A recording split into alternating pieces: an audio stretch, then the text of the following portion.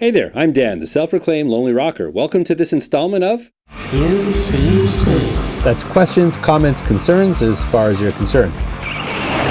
Yes, this is QCC, the place where I attempt to connect with as many of you.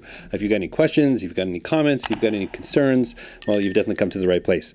I want to say hi to the people in the cheap seats. I had nothing else to do. Good to see you too. Since last time, actually, when we did this first installment, I was actually facing the other way. So you glorious people up there got to stare at my ass for the whole show, so I decided to turn it around. Should have stuck to your instincts, buddy. This view's disgusting. Anyways, why don't we start with the Lonely Rocker update? So a couple quick things. Since the last episode of QCC, I have hit 5,000 subscribers. Yes, thank you very much. This qualifies me for small YouTube channel status. I've got there one subscriber at a time. I do admire some of those channels that seem to take off like a rocket.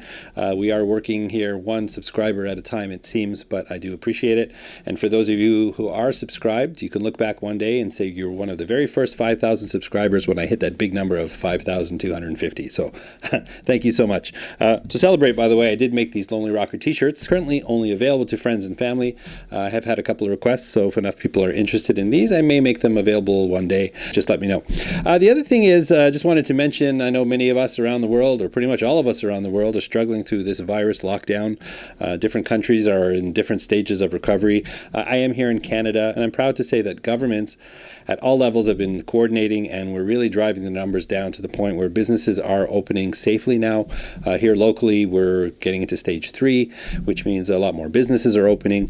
What does that mean for the channel? Well, I've pretty much been stuck here in the studio for the last 5 months, though I have had a chance to meet some different people. I've done some interviews, and there seems to be an endless stream of requests for plugin reviews. I'm very selective on the plugins that I actually feature here, but it's been great. But I do want to get outside, so I've got some stories, some things in the works right now that will get me safely out of the studio. So very soon we're going to see some content outside of the studio, and I'm getting a little tired being down here all the time, so stay tuned for that. All right, let's get into the questions. The first question is actually not a question at all. It's a comment from Daniel DuPont. Great production quality. I respect the curse of perfectionism. Please keep it going. Yes, the curse of perfectionism. I do have a broadcast production background, so the videos that I do make for this channel have a little bit of a flair of a little professional flair to them. I know on YouTube, you don't really need to know how to make videos. There's so many tools out there, but I do put some care into every video that I do, and I spend sometimes maybe 3 days on a video, so I do appreciate those who notice. And I'm trying to shorten that curve a little bit, but I do want to keep the quality up, and I'm definitely keeping the effort up, and thank you so much for noticing. All right, the next question relates to my cheap and awesome acoustic panels. By the way, any video that I reference, I'm going to create a playlist, as I have been doing lately, instead of giving you like 100 different links. Any videos that I do reference, I'm going to put them into a custom playlist for this episode. It will be in the description, so if any of them are of interest to you, please click the link and check them out. Felix Alonso wrote, "What can you be doing in the bathroom that needs sound absorption?" Oh, never mind. He's referring to this. In this episode, I'm going to be showing you how to make cheap and awesome acoustic panels for your home studio or even your home theater. Or perhaps your wife thinks you make too much noise in the bathroom. I don't know, but that's your business. And to answer that question, I'm going to need to deflect to this. A couple of promises off the top. Number one, there's not going to be any fart buttons in this segment. I think someone else has got that covered off, and I can't promise what's going to happen by accident, but no intentional fart buttons in this segment. Truth is, I think I do some of my best thinking in the bathroom, and I just don't want anything getting out.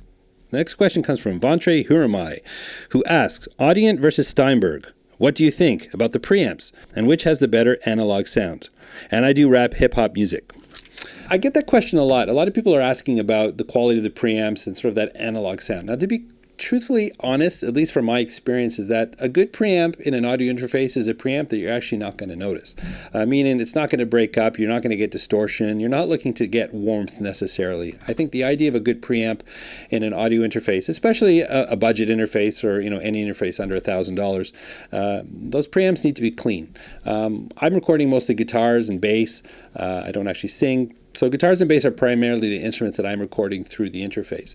And I do have an external preamp, so if I want to drive my bass guitar harder, I'll do it through an external preamp. What's most important to me is that the preamps on the interface are clean. And when you're talking about any name brand manufacturer these days, like Audient and Steinberg, Focusrite, Universal Audio, etc., you're really not going to go wrong with any of those interfaces. I mean, the technology has come so far, and the materials, and like I said, the technology has become so accessible. Really, it doesn't matter the type of music you're doing, as long as you've got a name brand piece of gear in there. Those preamps are going to be clean. You're going to have good headroom, and ultimately, especially recording digitally, you don't need to drive them that hard. You just want to make sure you're controlling your levels. And like I said, I mean, correct me if I'm wrong. If any of you have a different opinion, for me, a good preamp on an interface is a preamp that I actually don't notice. And with those two brands that you mentioned, honestly, you can't go wrong. The most important things to look at in an interface when you're looking to buy one is the features that you need, the number of inputs, the number of outputs, onboard DSP, the type of connection, whether it be USB, Thunderbolt, things like that. The preamps themselves, even recently, Icon Pro Audio is not as well known for their audio interfaces, so I actually reviewed one of their products recently. And again, you got some good clean preamps in there. And I just didn't notice them. They did what they had to do, and really it was more about the features and that come with those preamps, or the features that are on the interface. So I think more important, if you've narrowed it down to Audient and Steinberg, take a look at the price and the features they offer at that price, and if it gives you what you need, then that'll be the interface for you. All right, the next question is from Nikos Marikos. I don't know if I'm pronouncing that correctly again. I am doing my best here. This came through the QCon EX-G2 video that I did. I do have the QCon Pro G2 here in the studio. The EX-G2 just is an extender. And he asked, hey, is it possible to have the main unit control the instrument tracks and the extender control the aux buses? That's actually a really good question. It's actually come up a couple of different times. Now, if you're an old school mixer and you're used to working with mixing boards and you're looking to migrate to a Daw or introduce one in a home studio, a Daw controller is not going to operate like a mixing board. Now, number one, and I know you know that, but no sound actually passes through it. In essence, it's just a very complicated mouse that's programmable via MIDI. So the case of the QCon Pro and the EX-G2, it's utilizing, at least in Logic Pro, I'm using the Mackie protocol. So when you connect different devices via the internal Mackie protocol, what's happening, especially in this case where I've got the QCon Pro G2 and the extender, is that the computer sees it as one device. And so now you've got 16 tracks that you can bank left and right. So you could have 2,000 tracks in your project and you just keep moving left and right. And those aux buses really are seen as tracks, so they'll be at the end and you can move over there. I looked at ways to see if I could split it somehow, and it doesn't seem to, because that Mackie protocol is, from what I could tell, and please correct me if I'm wrong, any of you that might know better than me, I couldn't find a way to split it, which means the computer was seeing those two devices as one piece of hardware. It was just 16 available channels that you could work with, as opposed to setting up, let's say, 12 of them as tracks and dedicating 4 of them to your aux buses. It just didn't seem possible because it was seen as one unit. If you introduce 2 different Daw controllers using different protocols, something I haven't tried, but in this case they're both utilizing the built-in Mackie protocol, and ultimately that the computer is seeing that as one device. So but you can fly around really quickly, so you can be working on your tracks, and if you need to get to your buses, you can fly over there literally in seconds, do what you got to do. Personally, I think that'd be a waste of real estate if they were just sitting there, because most of the time, if you're barely touching them, you sort of set your levels, and maybe at the end of your mix you're starting to tweak them more. I'd rather have 16 channels available to do all the mixing, and then just slide over to the buses when necessary. So I hope that answers your question. How you guys doing back there? You fall asleep yet? About a minute after you started. Who am I fooling? I'm here all by myself. I am the lonely rocker. Anyways, let's get back to the questions. Uh-oh.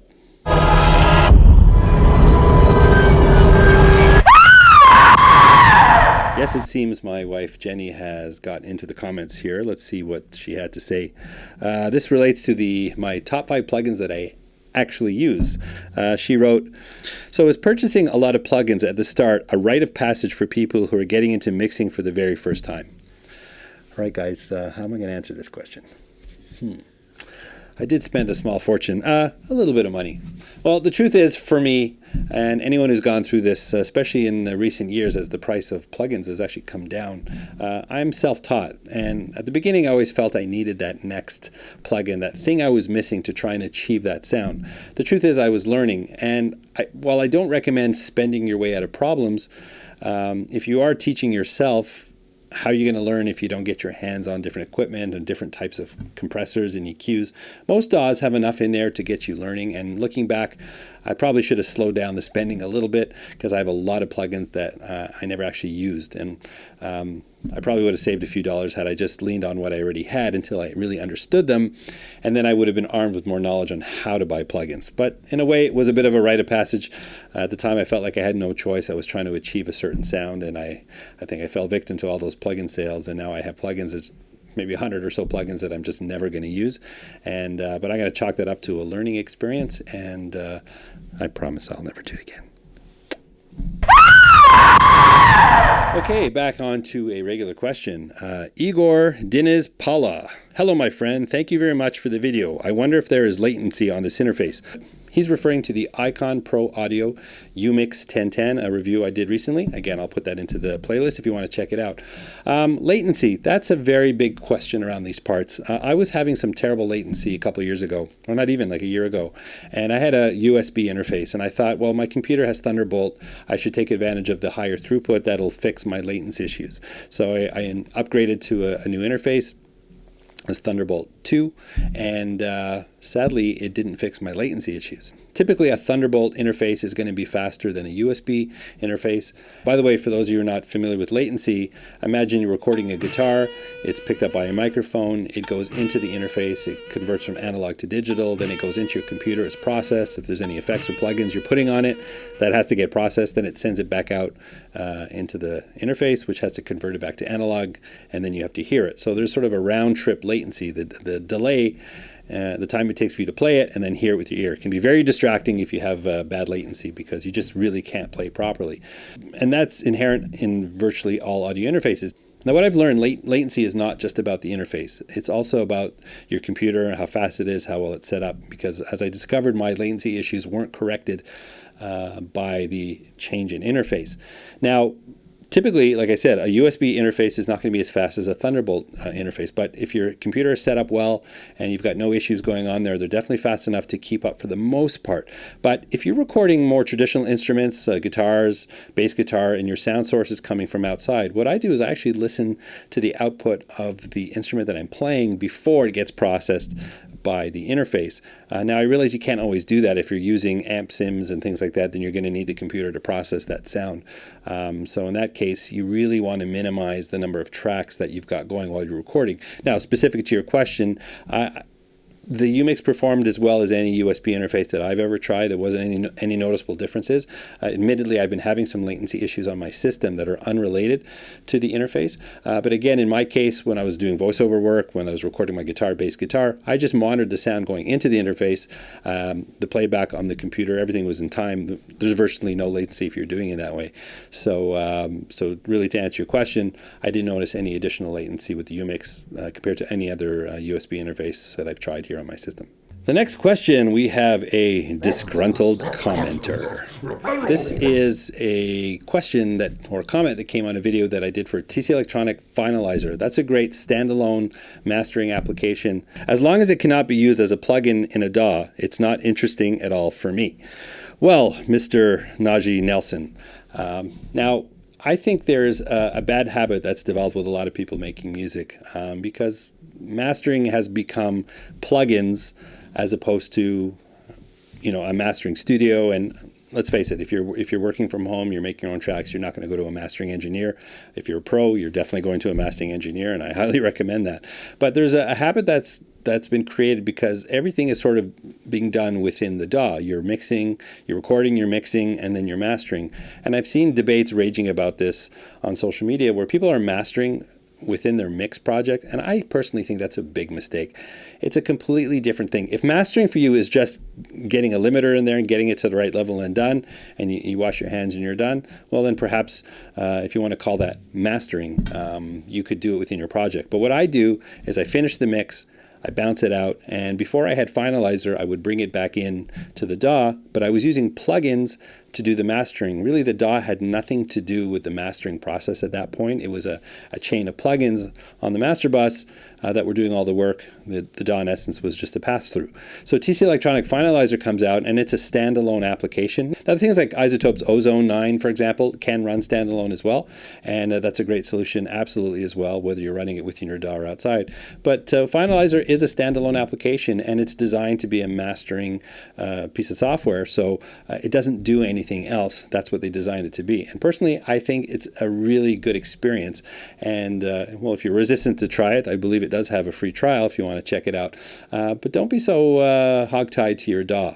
Sometimes it's nice to sort of get out there if you're, now, I don't know who you are and what you're doing, but as a rule, I personally think whether you're doing it in your DAW or not, I think your mastering session needs to be separate from your mix. Don't do it at once, even if you're just throwing a limiter on there. Because there's always the temptation to go back and tweak. And back in the old days, you got 10 hours of studio time, you went in, you recorded, you were done. And I know some people spend a year on songs now because they can. They own their own little studio at home. And you just need, if you want to get the projects done, mix it, bounce it out, bring it in, whether it's Finalizer or whatever you prefer to use, get your mastering done and get it out. So anyways, that's my 2 cents. And don't be resistant to try things. Now, the next question is about my DIY Acoustic Panels 2.0 video. Mr. Jacob Shaw wrote, do you have a video on how you mounted the corner panels? I do. Not to regurgitate myself, I've got a whole Q&A that I did on Acoustic Panels on how to mount acoustic panels and other questions answered. I do talk about how to mount them in the corners, so I will add a link to that. Obviously, you haven't seen that video. Look for that in the playlist in the comments, and I have a good detailed explanation on how I actually achieve that. We've now arrived at the last question. This question comes from Scott McLean. Again, this was on my Cheap and Awesome acoustic panel video, and he writes, I'm looking for best ways to soundproofing my workshop. I don't know what type of noise barrier it will need, as a lot of videos online are from music studios and mention different pitches, etc. Well, the thing I want to touch on this question is there sometimes seems to be a confusion with soundproofing and sound treatment. Now, in this case, he's got a shop, he's got a workshop, and he's got all kinds of noise in there, and he wasn't really clear whether he wanted to keep the noise from getting out of his workshop to not drive people outside crazy, or he was looking to manage the sound inside for himself to not drive himself crazy.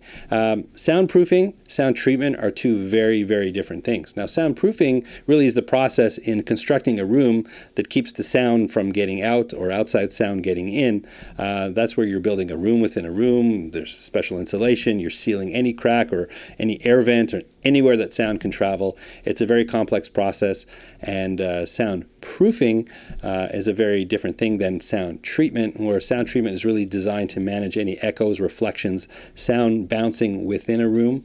So if you're mixing, for example, and you're making critical mix decisions, you don't want to be influenced by the additional sounds bouncing around the room. You want to be reacting to the sounds that are coming out of your speaker. So the idea is to focus that sound in front of you to the sound coming out of your speakers and less about the influence of the room. It's a very, very, very different process.